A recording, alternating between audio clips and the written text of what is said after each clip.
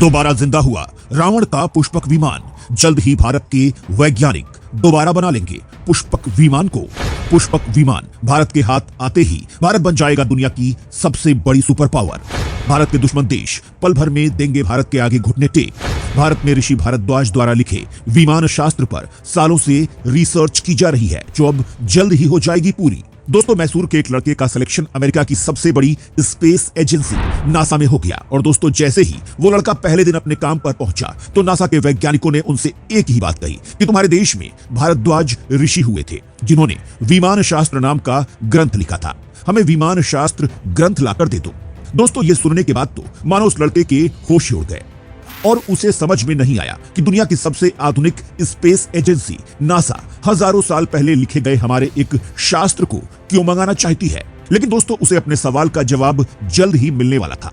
दोस्तों, उस लड़के ने अगले दिन ही अपने घर पे यह खबर पहुंचा दी कि जल्द से जल्द विमान शास्त्र ग्रंथ उसके पास पहुंचवा दिया जाए। दोस्तों, काफी खोजने के बाद ऋषि भारद्वाज द्वारा लिखा गया विमान शास्त्र मैसूर के राजा की लाइब्रेरी में मिला और दोस्तों उसके बाद ये ग्रंथ नासा तक पहुंचा दिया गया।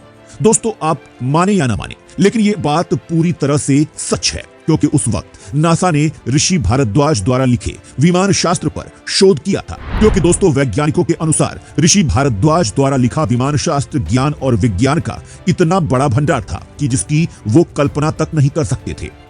और दोस्तों, आपको जानकर हैरानी होगी कि विमान शास्त्र में रावण द्वारा इस्तेमाल किए गए पुष्पक विमान को बनाने की भी जानकारी मिलती है। जी हां दोस्तों, वही पुष्पक विमान जिससे रावण माता सीता को पंचवटी से हरण करते हुए हम्पी से होता हुआ श्रीलंका ले गया था। जी हां दोस्तों, वही पुष्पक विमान जिसे रावण ने अपने सौतेले भाई कुबेर से छीना था।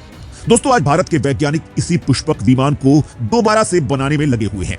दोस्तों, शायद आप सोच रहे होंगे कि आज हमारे पास साउंड की गति से भी तेज उड़ने वाले एयरक्राफ्ट मौजूद है, तो वैज्ञानिक पुष्पक विमान क्यों बनाना चाहते हैं। तो दोस्तों, मैं आपको बता दूं कि आप सनातन धर्म की ताकत को कम आंकने की गलती बिल्कुल भी मत कीजिएगा।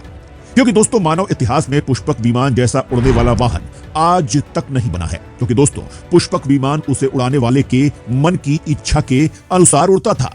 मतलब दोस्तों, आपके मन में सोचते ही वो आपको उसी दिशा में ले जाता था जहां आप जाना चाहते थे। दोस्तों, ये टेक्नोलॉजी इतनी ज्यादा उन्नत थी कि उसे वैज्ञानिक हासिल करने के लिए कई सालों से प्रयास कर रहे हैं। और दोस्तों, यही नहीं बल्कि पुष्पक विमान एक ग्रह से दूसरे ग्रह तक भी जाने में समर्थ था। और दोस्तों, ऐसी टेक्नोलॉजी हासिल करने में वैज्ञानिकों को कई 100 साल लग सकते हैं। और दोस्तों, ये बात भी बिल्कुल सही है कि जो देश सबसे पहले इस तरह की टेक्नोलॉजी हासिल कर लेगा, आगे चलकर दुनिया पर उसी देश का राज होगा। क्योंकि दोस्तों, युद्ध में पुष्पक विमान का मुकाबला करना किसी भी दूसरे देश के विमान के बस की बात नहीं होगी। दोस्तों, अब वैज्ञानिकों को लगता है कि भारत के ऋषि भारद्वाज द्वारा लिखे विमान शास्त्र से ही वो जल्द से जल्द इस टेक्नोलॉजी को हासिल कर सकते हैं। और दोस्तों, यही वजह थी कि 2014 में पीएम मोदी ने प्रधानमंत्री की कुर्सी संभालते ही वैज्ञानिकों की एक टीम गठित की, जिसका काम ऋषि भारद्वाज द्वारा लिखे विमान शास्त्र पर शोध करना था और उनके बताए गए जानकारियों के आधार पर एक ऐसा विमान तैयार करना था जो दुनिया के सभी एयरक्राफ्ट से बहुत ज्यादा शक्तिशाली हो।